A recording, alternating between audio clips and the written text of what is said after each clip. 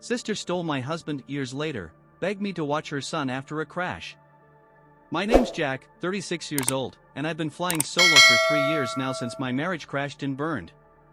My ex-wife, Sarah, she's 36 too, went and got herself tangled up with my brother, Tom, who's 32, while we were still man and wife, and that's what blew everything to hell. Me and Sarah, we first locked eyes way back when we were 25, hooked up through some mutual buddies at a backyard barbecue with burgers sizzling and tunes cranking. That's where it all kicked off, sparks flew, and we started going steady. We rolled along for 3 solid years, good times mostly, laughing over dumb stuff, hitting up movies, just living easy.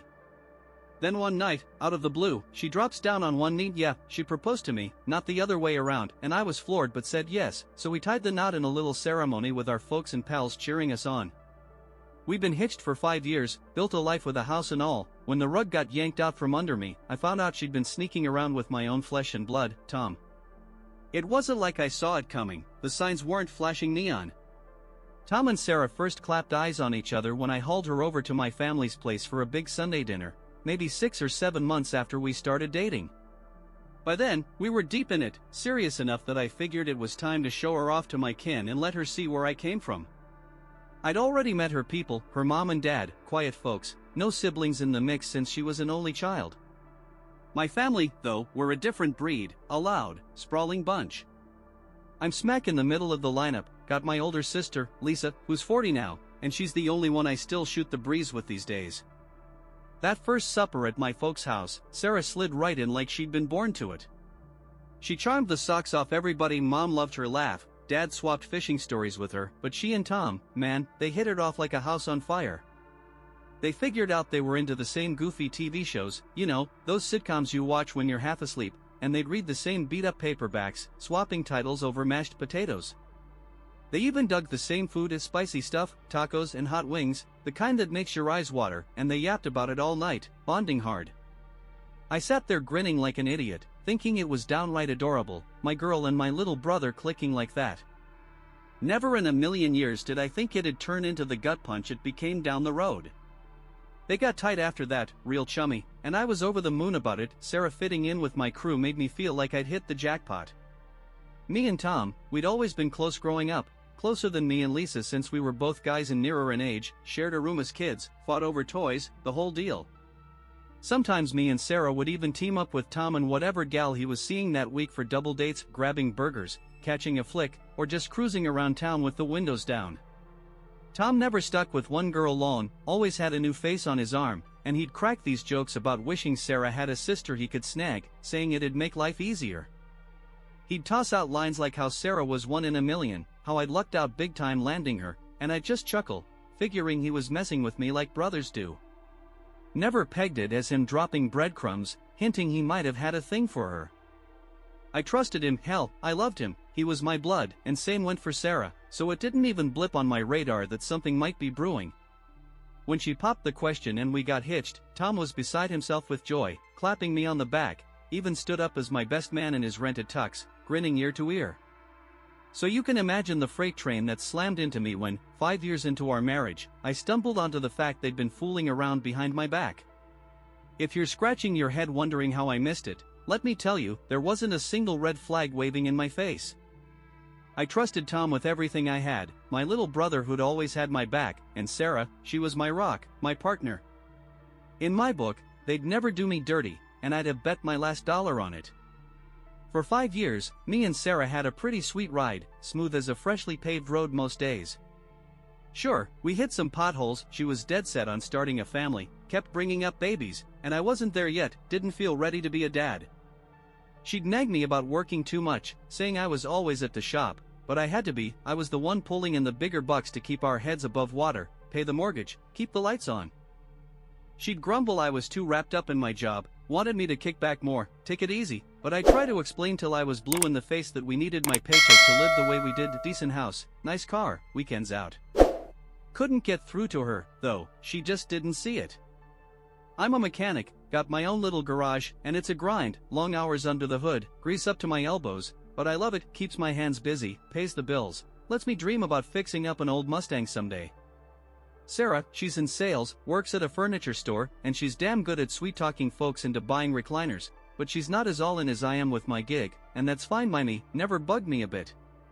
Now, about kids, I just wasn't in the right headspace or heart space to be a father, and I wasn't about to half-ass something that big. If you're not ready to raise a kid, nobody ought to shove you into it. I'd hate to look back and wish I'd waited, regret screwing it up. Told her that straight out when we started dating, laid it on the table, but she must have thought I'd warm up to the idea after we said I do and the years ticked by. Don't know why she figured I'd flip a switch on something I'd been crystal clear about, but that's where we locked horns most, kids and my work. Those were the big blowouts, the shouting matches that'd leave us both hoarse. We had smaller scraps too, like any couple whose turn it was to mow the lawn. Why, I forgot to grab milk, but would always patch it up, talk it out over coffee or a beer. Even the ugly fights, we'd cool off, apologize, and get back to normal, and I was dead sure we were in it for keeps. At least I was, thought she was too. Guess I was reading the wrong playbook, 'cause she wasn't on the same page. Point is, we'd bicker, but we'd mend it, and she'd tell me she loved me, eyes all soft, right up to a week before I caught her out. Never gave me a whiff of doubt about her loyalty, not a single damn clue, and I'd have sworn on a stack of Bibles she was true. Then, a week after we threw a little shindig for our 5th anniversary, cake, a few pals, her giggling at my dumb jokes, it all went sideways. She'd been all over me at the party, holding my hand, acting like I hung the moon, but that flipped faster than a pancake when I found out she'd been stepping out with Tom. Couple days later, I'm rooting around in my closet, hunting for my good jacket. I had a big job coming up, some rich guy's vintage Chevy needed work, wanted to look sharp for it, and I couldn't find the damn thing. Figured maybe it got mixed up with her stuff, so I poked around in her side of the wardrobe. Reached back and yanked out this old duffel bag she'd shoved way in the corner, hidden like a secret. Curiosity got me, so I unzipped it, and there's a pile of guy clothes staring back at me, shirts, jeans, a jacket. Took me a second, but then it clicked. I'd seen Tom rocking these exact threads, that beat-up denim he loved. My brain locked up tighter than a rusted bolt, couldn't process it, like the world tilted off its axis. I stood there, holding his stuff, heart pounding, trying to piece it together, but nothing made sense. So I went for her phone, never snooped before, never had a reason, we were solid, trusted each other blind. But right then, I couldn't wait for her to spin some bullshit excuse, needed the truth raw and now. Knew her passcode, dumb thing was our anniversary, and I dove into her texts with Tom. At first, it's all normal, hey, how's it going? But I scroll back a ways, and it's like a punch to the gut.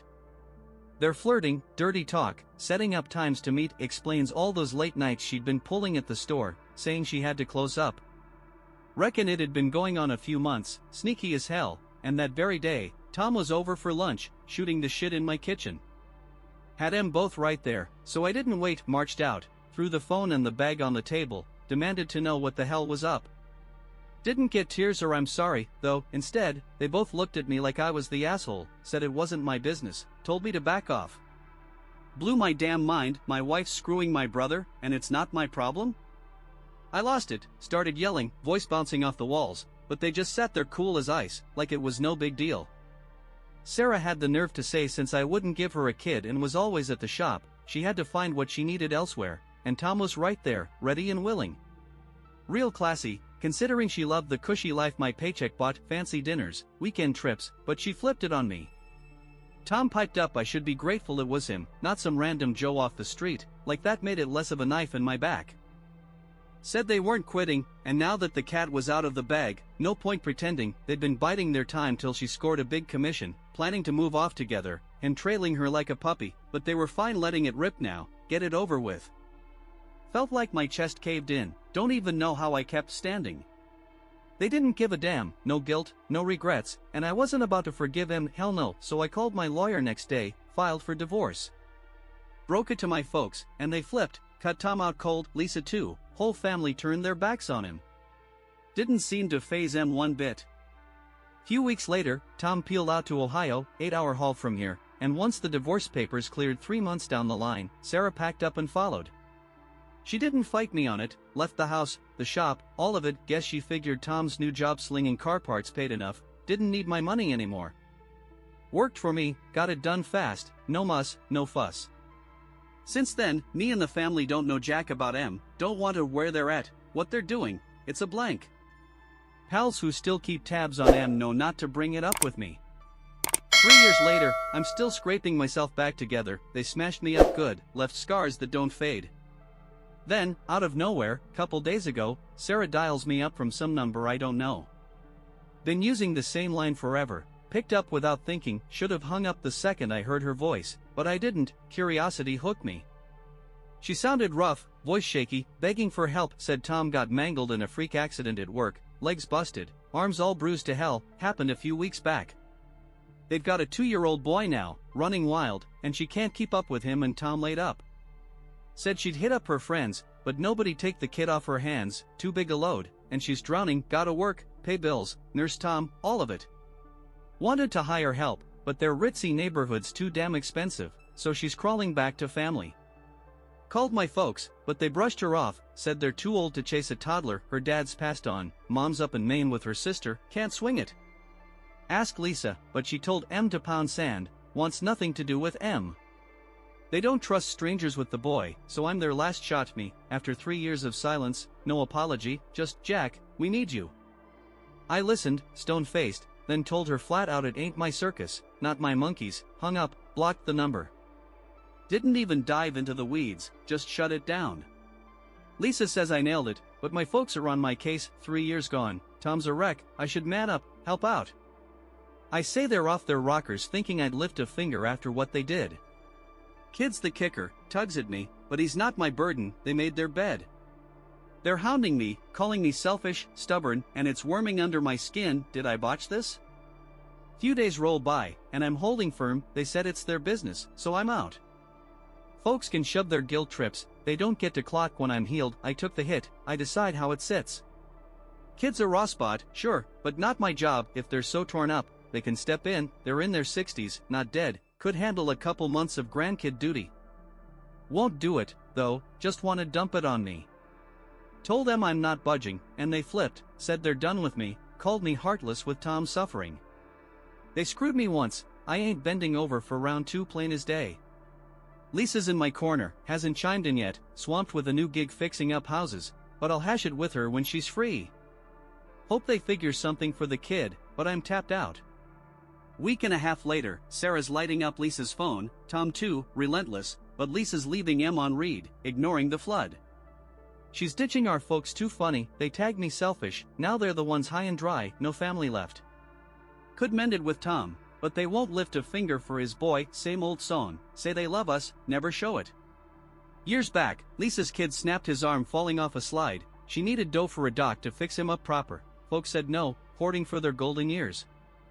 Not surprised they're stiffing Tom too. Hope they get the hint when Lisa and Tom bar M from grandkid time down the road. 2 months later, I'm still off the grid with M, but Lisa's passing me the scoop. Told her I'm good if she talks to Tom. I hate their guts, but I ain't a monster. Kid didn't ask for this. She checked in, says it's ugly. Daycare's draining their bank, rent's piling up, landlord's cutting slack cause Tom's down, but that's got an expiration date. Begged our folks for cash, got the same old saving for us line, so Tom snapped, told M he's done, cutting M loose. Smart move, they're toxic as hell. They're alone now, no kids, no grandkids, brought it on themselves. Me and Lisa chewed it over. I said I won't stop her if she helps, can't choke her conscience. She'd been cold on Tom cause of me, but seeing his kid hurting, she's sending money monthly till they're steady. I'm good with it. Folks never backed her when her business tanked. Me and Tom pitched in what we could, fair she pays it back. Kids sorted, so I'm out. Sorry they're in a hole, but I'm done. This is my piece. Divorce didn't close it, this does. Shop's my focus now, my life, no more poison. I'm free, single, ready to roll. Thanks for sticking with my mess, means a ton.